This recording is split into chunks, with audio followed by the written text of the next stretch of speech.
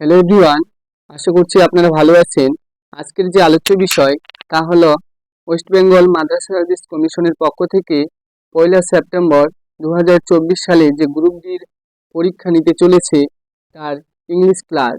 English ক্লাসের মধ্যে vocabulary পার্টটি থাকছে, তার মধ্যে অ্যান্টোনিমস বা বিপরীত শব্দ আজকের আলোচ্য বিষয়ে রয়েছে।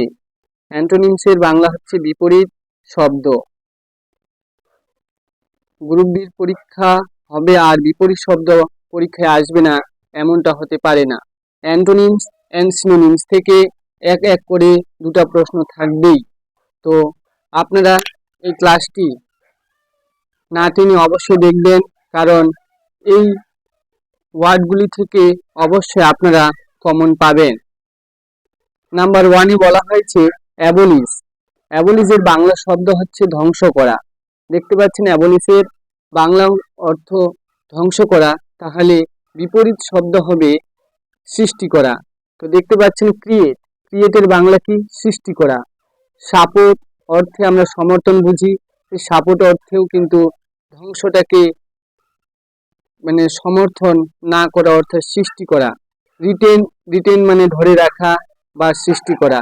তাহলে আমরা বুঝতে পারছি যে অ্যাবলিশের বিপরীত শব্দ হিসাবে ক্রিয়েট বলা যায়, সাপোর্ট ও রিটেন বলা যায়। অর্থাৎ অ্যাবলিশ শব্দটা আসলে এই অপশনগুলি কিন্তু থাকবে। তারপরে 2 নম্বর দাগে বলা হয়েছে অ্যাডভার্সারি। অ্যাডভার্সারি, অ্যাডভার্সারির বিপরীত অর্থ কি তার আগে জানতে হবে অ্যাডভার্সারির অর্থটা কি।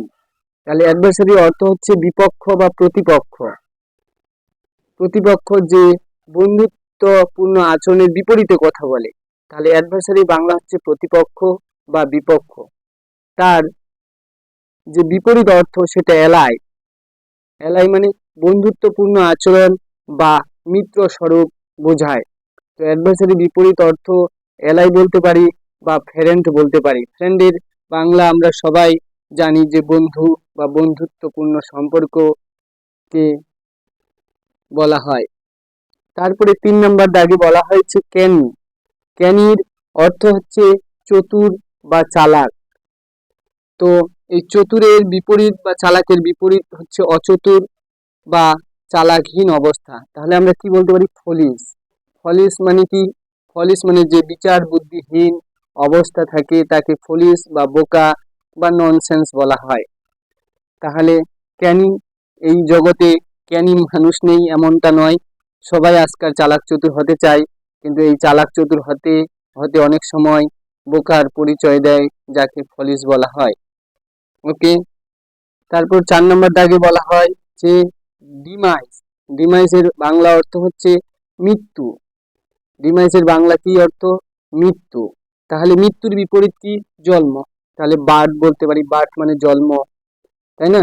বার্থ মানে জন্ম বা নিভি, নিটিভিটি বলতে পারি। নিটিভিটি, NI VI TI, নিটিভিটি TY, নিটিভিটি বলতে পারি। নিটিভিটির বাংলা অর্থ কিন্তু জন্ম, মনে রাখবেন। তারপরে 5 নম্বরে কি বলতে পারি? ফ্যাকচুয়াল। ফ্যাকচুয়ালের অর্থ হচ্ছে বাস্তব বা তথ্যপূর্ণ বা তথ্য সংক্রান্ত যে বিষয় তাকে বোঝায়। তার বিপরীতে আমরা কি বলতে পারি? ফিকটিটিয়াস। ফিকটিটিয়াসের বাংলা অর্থ হচ্ছে কাল্পনিক বা অবাস্তব, যেটা আনরিয়েল। ফ্যাকচুয়াল মানে যেটা বাস্তব আর বা তথ্যপূর্ণ, আর ফিকটিটিয়াস মানে হচ্ছে অতথ্যপূর্ণ বা অবাস্তব। বুঝতে পারলেন? যেটা এখানে যদি রিয়েল বলি তাহলে রিয়েলের বাংলা হচ্ছে আনরিয়েল অর্থাৎ অবাস্তব। এটাও কিন্তু খুব গুরুত্বপূর্ণ, অনেকবার চাকরির পরীক্ষায় দেখা গেছে। তো অবশ্যই আপনারা এই ওয়ার্ডগুলির সাথে সাথে কি কি সিনোনিমস হতে পারে সেগুলিও মনে রাখার চেষ্টা করবেন। গ্লোসি মানে কি? উজ্জ্বল। গ্লোসি মানে উজ্জ্বল। তাহলে বিপরীতে কি বলতে পারি? অনুজ্জ্বল। ডাল মানে অনুজ্জ্বল। ডাল বলতে পারি। টেম অর্থে বলতে পারি, টেম মানে অনুজ্জ্বল বা অভিশাপ স্বরূপ। যেরকম গ্লোসি মানে আশীর্বাদ স্বরূপ যদি আমরা ধরি, তাহলে ডাল মানে হচ্ছে অভিশাপ বা বলতে পারি টেম ডার্ক মানে কালো, এখানে যদি গ্লোসি মানে উজ্জ্বল হয় তাহলে ডার্ক মানে কালো, এরকম ভাবেও আমরা কিন্তু মনে রাখতে পারি। তারপর 7 নম্বর দাগে বলা হয়েছে ইলিসিট। ইলিসিট মানে অবৈধ। ইলিসিটের বাংলা অর্থ হচ্ছে অবৈধ। তাহলে অবৈধের বিপরীত হচ্ছে বৈধ, যেটাকে আমরা লিগাল। লিগাল মানে কি? বৈধ। লিগাল মানে বৈধ, মনে রাখবেন। অ্যাপ্রুভড মানে বৈধ, মনে রাখতে পারি। বা এখানে আমরা কি বলতে পারি? ফর্মাল। ফর্মাল মানে কি? ফর্মাল মানে হচ্ছে নিয়মনিষ্ঠ, যেটা তার ফর্মাল অর্থেও কিন্তু আমরা এটাকে বৈধ স্বরূপ চিহ্নিত করতে পারি। 8 নাম্বার দাগ নেই। এখন 8 নাম্বার দাগে আমি এখানে একটা দিয়ে দিচ্ছি, যেটা বারবার চাকরির পরীক্ষায় এসে থাকে। রুরাল। রুরাল। রুরাল। রুরালের বাংলা কি? গ্রামীণ এলাকা বা গ্রাম্য এলাকা। তাহলে রুরালের বাংলা হচ্ছে গ্রাম্য এলাকা বা গ্রামীণ এলাকা। তার বিপরীতে আমরা জানি আরবান। আরবান মানে হচ্ছে শহরাঞ্চল বা নগর। বুঝতে পারছেন? তাহলে এর আরবানের বাংলা অর্থ হচ্ছে নগর বা শহর, আর রুরালের বাংলা হচ্ছে গ্রাম্য বা গ্রামীণ এলাকা। তো 8 নাম্বার দাগটা এখানে নেই। 8 নাম্বার 8 নাম্বার দাগটা নিচে করে দেওয়া হলো। এটাও মনে রাখবেন, রুরাল আরবান কিন্তু অনেক পরীক্ষায় প্রশ্নটি এসেছে। তারপর 9 নাম্বার দাগে বলা হয়েছে মরবিড। মরবিডের বাংলা অর্থ হচ্ছে অসুস্থ। অসুস্থ অর্থাৎ বিভিন্ন রোগাক্রান্ত অবস্থায় থাকে তাদেরকে বলা হয় মরবিড। তাহলে মরবিডের বিপরীত অর্থ যদি আমরা ধরি তাহলে হেলদি বলতে পারি বা স্ট্রং বলতে পারি। হেলদি মানে সুস্থ, স্ট্রং মানে শক্তিশালী। তাহলে অবশ্যই কিন্তু হেলদি বলতে পারি বা স্ট্রং বলতে পারি, মরবিডের বিপরীত শব্দ মনে রাখবেন।